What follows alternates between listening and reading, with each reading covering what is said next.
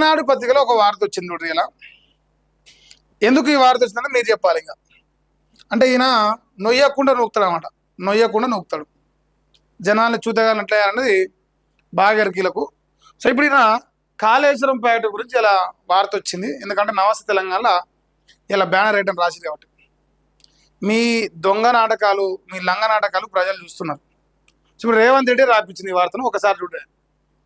కాళేశ్వరం బ్యారేజీల భూగర్భంలో అనామలీస్ అట. జిపిఆర్ పరీక్షలో ఈ విషయం తెలిసిందట.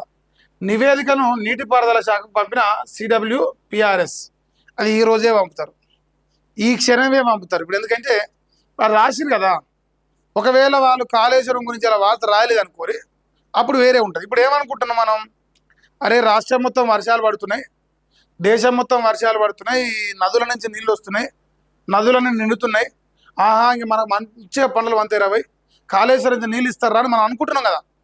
ఎందుకంటే పంపులు ఆన్ చేస్తున్నారు, వీడియోలు బయటకు వస్తున్నాయి అని చూస్తున్నాం కదా. ఆహా బా అంటే ఇప్పుడు కేసీఆర్ వైపు ప్రజలు చూస్తారేమో, ఆహా కాళేశ్వరం మోటార్లు ఆన్ చేసినా తెలుస్తుందేమో, బీఆర్ఎస్ వాడు ప్రచారం చేస్తాడేమో. ఇప్పుడు దీన్ని ఎట్లా అడ్డుకోవాలి, ఎమ్మటే కాళేశ్వరం మీద నెగిటివ్గా వార్తలు తీసుకురావాలి. ఆహా చీ కాళేశ్వరం మంచి ప్రాజెక్ట్ కాదు, ఇది ఊలిపోయిందంట చూడు, ఇంకా అన్ని బొక్కలే ఉన్నాయట. మరి మీ బొక్కల సంగతి ఏం చెప్పరేంది, మంది బొక్కలు బాగానే చూపిస్తారు కానీ మీదేందని. ఈ రాష్ట్రంలో 2.5 సంవత్సరాలుగా ఒక్క ప్రాజెక్ట్ అని కట్టిరా, 3 సంవత్సరాల 1,00,000 కోట్ల ప్రాజెక్ట్ వాళ్ళకి అయితే చూపించారు. మీరు 3 సంవత్సరాల్లో ఒక్క ప్రాజెక్ట్ అని కట్టిరా, 1000 కోట్లదైనా సరే 1,00,000 కోట్ల దానికి అక్కర్లేదు. తట్టడు మట్టి కూడా కొత్త ప్రాజెక్టులు మీరు కట్టలే, తీయలే ఒక ప్రాజెక్టులకు వెళ్ళి తట్టడు మట్టి కూడా. మీ అసలు ఉంటాడు ఇప్పుడు ఏ పని చేతగానోడు వచ్చి ఆడు అన్ని పనులు చేసేటానికి రీతి లేపినట్టు ఉన్నది రేవంత్ రెడ్డి చేసే వ్యవహారశీలి. ఇంకా చూడరా, ఇది మొత్తం చదువుతాను నేను, ఇలా మీ ప్రజలకు అర్థం కావాలి ఎందుకు ఈ వార్త రాపించిన రేవంత్ రెడ్డి అనేది. సో కాళేశ్వరం బ్యారేజీల్లో కొన్ని వెంట్స్ అట, నీరెళ్ళే మార్గం అంట దాని పేరు. కింద భూగర్భంలో పలు సమస్యలు ఉన్నట్టు తేలిందట. అయితే ఇప్పుడు ఈ బ్యారేజ్ ఉంది కదా, ఆ పిల్లర్ కట్టిరు కదా, ఆ పిల్లర్ల కింద ఈ పొక్కలు ఉన్నాయట. ఇప్పుడు నీళ్ళు వెళ్ళే మార్గాలు ఉన్నాయి, అలా నీళ్ళు నింపిన కింద ముడ్లకి వెళ్ళిపోతాయి అని చెప్పాలి రేపటికి వెళ్ళి. మరి ఎవరి ముడ్లకి వెళ్ళి అంటే కాంగ్రెస్ వాళ్ళ ముడ్లకి వెళ్ళి పోతాయి. తలకాయ ఏడబెట్టుకొని రాస్తారు. ఇప్పుడు ఇన్ని లక్షల క్యూసెక్ల వరద పోతుంది కదా, మరి పొక్కలకి వెళ్ళి ఏమైనా పోతుందా? పొక్కలకి వెళ్ళిపోతే మరి అట్లా కూలియన్నా పోవాలి కదా. మనం జనరల్గా ఊర్లలో వరదలు గిరదలు వచ్చినప్పుడు ఇంటి కింద నీళ్ళు పోయినా అనుకోరి, పిల్లర్లు తెగిపోయి బిల్డింగ్ కూలిపోతుంది. మరి అట్లా కూలిపోయి నష్టం అయితే లేక మరి మీ ఆశ మీ కళ్ళను అంటారు, మీ ఆశ నెరవేరుతుండే, మీ కళ్ళు చల్లబడుతుండే కాంగ్రెస్ వాళ్ళకు, అట్లనే అయితే లేదు.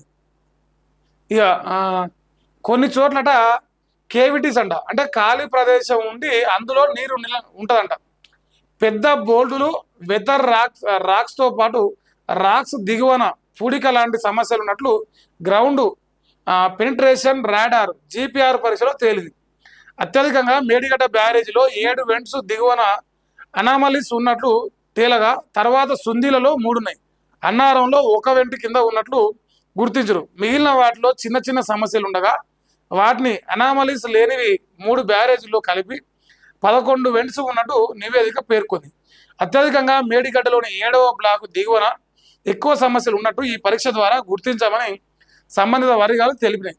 ఈ మేరకు పూణేలోని కేంద్ర జల విద్యుత్ పరిశోధనా సంస్థ డైరెక్టర్ సెల్వ బాలన్ 2 రోజుల క్రితం నీటిపారుదల శాఖకు నివేదిక పంపిండు. ఎన్ని రోజుల కింద? 2 రోజుల కింద, అంటే ఇలా 2 తారీఖు 1 తారీఖు, అందుకంటే ముందు 31 30 తారీఖు. మరి 2 రోజుల కింద నివేదిక పంపి ఎందుకు వచ్చింది వార్త అంటే ఇప్పుడు నమస్తే తెలంగాణ వార్త రాసిరు కదా, పంపాలా మరి తప్పదు.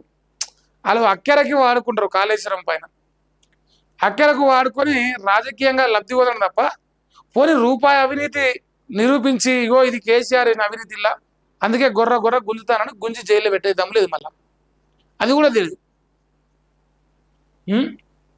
ఇంకా ఈ వెంట్స్ కిందట ర్యాంప్స్ దిగువన వెంటు మొత్తానికి లేక ఎగువ భాగంలోన దిగువ భాగంలోన అన్నది విశ్లేషించి నివేదికను సిడబ్ల్యూపిఆర్ఎస్కు తయారు చేసింది. బ్యారేజీ దిగువన భూగర్భంలో పరిస్థితి ఎలా ఉంది, సిపేజీ మార్గాలు ఏమైనా ఉన్నాయా, గుంతలు లేదా ఫారిన్ బాడీస్ ఏమైనా ఉన్నాయా అన్నది తెలుసుకోవాలని జిపిఆర్ పరీక్ష నిర్వహించారు. బ్యారేజ్ దిగువన 30 మీటర్ల లోతు వరకు ఈ పరీక్ష ద్వారా అధ్యయనం చేసినట్టు జరిగినట్టు సంబంధిత వర్గాలు తెలిపినాయి. ఇక మేడిగడ్డ, అన్నారం, సుందిళ్ళ బ్యారేజ్లలో మొత్తం 225 వెంట్స్ ఉండగా 212 వెంట్స్ వద్ద ఈ పరీక్షలు జరిగినాయి. మేడిగడ్డలో 4 పూర్తిగా, 3 పాక్షికంగా, సుందిలలో 1 మినహా మిగిలిన చోట్ల చేశారని, 3 బ్యారేజీల కింద పూర్తిగా పరీక్షించినట్లేనని సంబంధిత వర్గాలు పేర్కొన్నాయి. బ్యారేజీ ఎగువన క్రస్టు, దిగువన ఉన్న ప్రాంతం రాఫ్టు, దీనికి అనుబంధంగా ఉన్న స్ట్రక్చరల్ విభాగాల దిగువన భూగర్భంలో ఎలా ఉందో తెలుసుకోవడానికి ఈ పరీక్ష నిర్వహించారు. మేడిగడ్డలో 8వ బ్లాక్లోని 7వ వెంటు ఎగువ భాగంలో, 5వ బ్లాక్ 35వ వెంటు, 7వ బ్లాక్లో 17, 18, 19, 20, 21 వెంట్ల మధ్య సమస్యలు ఉన్నట్లు ఈ పరీక్ష ద్వారా తేలిందని నివేదిక పేర్కొంది. అన్నారంలో బ్లాక్ 5లోని 47 దిగువ భాగంలో, సుందిలలో బ్లాక్ 2లోని 25, బ్లాక్ 3లోని 31, బ్లాక్ 5లోని 53 వద్ద ఎగువన, దిగువన అనామలీస్ గుర్తించినట్టు వెల్లడించింది. ప్రతి వెంటు వద్ద ఎన్ని చోట్ల ఎంత లోతులో అనామలీస్ ఉన్నాయో గుర్తించింది. మేడిగడ్డలో దిగువన జోన్ల వారీగా ఎక్కడ ఎంత లోతు అనామలీస్ ఉన్నది, ఆ ప్రాంతంలో నీరు ఉండడంతో పాటు ఇసుక జారడం వల్ల సమస్య వచ్చిందని కూడా పేర్కొన్నట్టు తెలిసింది. ఇంకా మిగతాది రాసింది ఇంకా వేరే పేపర్లో. అయితే ఇప్పుడు నేనేం అడుగుతున్నా, మీరు ఇంత డీటెయిల్గా ఎన్నో పిల్లరు, ఎన్నో went, A project, pin to pin, అబ్బా ఎక్కడ ప్రపంచంలో ఈ భూప్రపంచాన్ని ఇటువంటి ప్రాజెక్టు కట్టలేదు కూడా అన్నట్టుగా, కేసీఆర్ ఇంత పాపం చేసినట్టుగా, దాంట్లో అణువు అంటారు కోడిగుడ్డులో ఈకలు వీక్తే ఏమవుతుందా, ఏమైనా వస్తుందా? ఏం రాదు. ఇప్పుడు కోడిగుడ్లో ఈకలు వీకినట్టుగా కాళేశ్వరం అనే ప్రాజెక్ట్ నుంచి ఇప్పుడు నీళ్లు మోటార్లు ఆన్ చేసుకొని, పంపులు ఆన్ చేసుకొని ఇలా రాష్ట్ర రైతాంగానికి కాలువల ద్వారా ఇచ్చే ప్రయత్నం చేస్తుంది కాంగ్రెస్ ప్రభుత్వం. ఈ పని బీఆర్ఎస్ ప్రభుత్వం చేస్తుంది, కాంగ్రెస్ ప్రభుత్వం చేస్తుంది. అంటే ప్రజలల్లో ఈ వీడియోలు తిరుగుతున్నాయి సోషల్ మీడియాలో, ఇన్స్టాగ్రామ్లో, యూట్యూబ్లో, ఫేస్బుక్లో. ఏమని తిరుగుతున్నాయి? ఆ పంపులు ఆన్ చేసి ఇంకో సుందిల్లో ఆన్ చేసిర్రు, మేడారం దగ్గర ఏమంటారు దీని పేరు మేడిగడ్డ దగ్గర, లేదంటే అన్నారం దగ్గర, సుందిల దగ్గర ఏ ప్రాజెక్టు కూడా, ఏ పిల్లలు కూడా కూలిపోతలేదు. ఇవన్నీ వీడియోలు వస్తున్నాయి. ఆ వీడియోలు వస్తాకే అమ్మని అక్కని కథకే ఉందిరా, మన చేతి పోయేటట్టుంది. నిలబడదాకా మనం లంగల దొంగలం అని వాళ్ళని బట్టగాల్సి మీదేసినాం. ఇప్పుడేమో ప్రాజెక్టులలోనేమో నీళ్ళు వస్తున్నాయి, ఆ ప్రాజెక్టులు ఏమో కూలిపోతలేవు, మనమేమో రిపేర్ చేస్తలేము. ఎట ఏదురా దేవుడు అని చెప్పేసి ఇలా మన ఈనాడు పత్రిక పేమెంట్ ఎంతో మరి ₹1 కోటి తక్కువే ఉండదు. ₹1 కోటి ఇస్తే ఇలా ఈ వార్త రాసి ఉండొచ్చు ఈనాడు పత్రిక 100%. దీంట్లో డౌటే లేదు. ఇంకా మళ్ళీ ఇలా సగం క్వశ్చన్లే లేవు. ₹1 కోటి తక్కువ లేదు ఈ వార్త. ఇలా మరి రేవంత్ రెడ్డి ఇంత కష్టపడి ఈ వార్త ఎందుకు రాపిస్తుండు అంటే, మన నోరే ఒకప్పుడు అది ఊరిపోయిందని చెప్పే, మన నోరే ఇలా అందులో పంపులు ఆన్ చేసినాం నీళ్ళు వస్తున్నాయని చెప్పే, మనం దొంగలం దొరికిపోతాను ఇప్పుడు ఈ వార్తను రాపించింది.